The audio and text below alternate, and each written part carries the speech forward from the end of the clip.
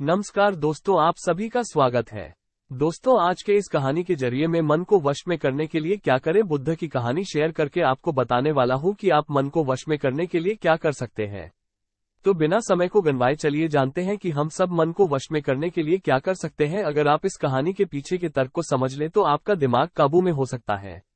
जब मैंने पहली बार यह कहानी पढ़ी तो मुझे इसका तर्क समझ में नहीं आया, लेकिन इसकी भावना प्रेरणादायक है। एक बार महात्मा बुद्ध किसी नगर से गुजर रहे थे। बुद्ध की नजर एक कपड़ा व्यापारी पर पड़ी जो उदास और निराश दिख रहा था। बुद्ध उसके पास गए और पूछा, हे भक्त, तुम इतने दुखी क्यों हो? यदि आप मुझे अपनी चिंता के बारे में बताएं तो मैं आपकी मदद कर सकता हूं। कपड़ा व्यापारी ने बुद्ध को प्रणाम किया और उन्हें अंदर आमंत्रित किया।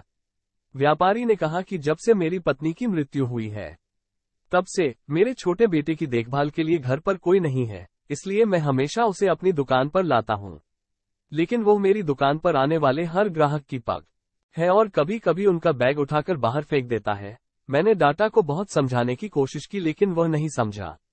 उसकी हरकतों से मेरे सभी ग्राहक अपमानित महसूस करते हैं और वापस चले जाते हैं। बुद्ध ने कहा, मैं तुम्हारी मदद कर सकता हूं, लेकिन तुम मुझसे वादा करो कि तुम मेरे किसी भी काम में हस्तक्षेप नहीं करोगे, नहीं कोई सवाल पूछोगे। व्यापारी बुद्ध से एक वादा करता है। अगले दिन बुद्ध पगड़ी पहनकर आए और ग्राहक की तरह बैठे। व्यापारी के बेटे ने आकर बुद्ध की पगड़ी उछाल दी। महात्मा बुद्ध मुस्कुराए और बोले, बहुत अच्छा, जाओ और वो पगड़ी वापस ले आओ। वो बच्चा दौड़कर पगड़ी ले आया और बुद्ध को दे दी। अगले दिन बुद्ध एक कुल्हाड़ी और लाठी लेकर आए। लड़के ने फिर पगड़ी उछाली। बुद्ध ने लड़के को एक कुल्हाड़ी और लकड़ी दी और कहा, जाओ इस लकड़ी को काटो। व्यापारी को थोड़ा डर था कि कहीं उसके बेटे को चोट न लग जाए, लेकिन उन्हें अपना वादा याद था।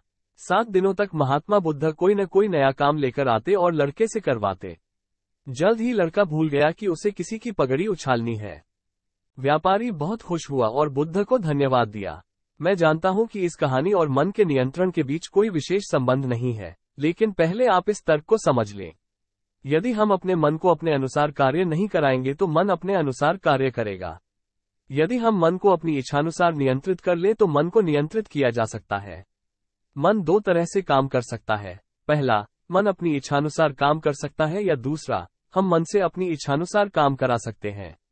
बुद्ध से मिलने से पहले लड़के का मन और मस्तिष्क अनियंत्रित रूप से उसकी इच्छा के अनुसार काम कर रहा था, लेकिन बुद्ध ने लड़के से अपनी इच्छा के अनुसार काम कराया जिससे उसकी आदतें बदल गईं।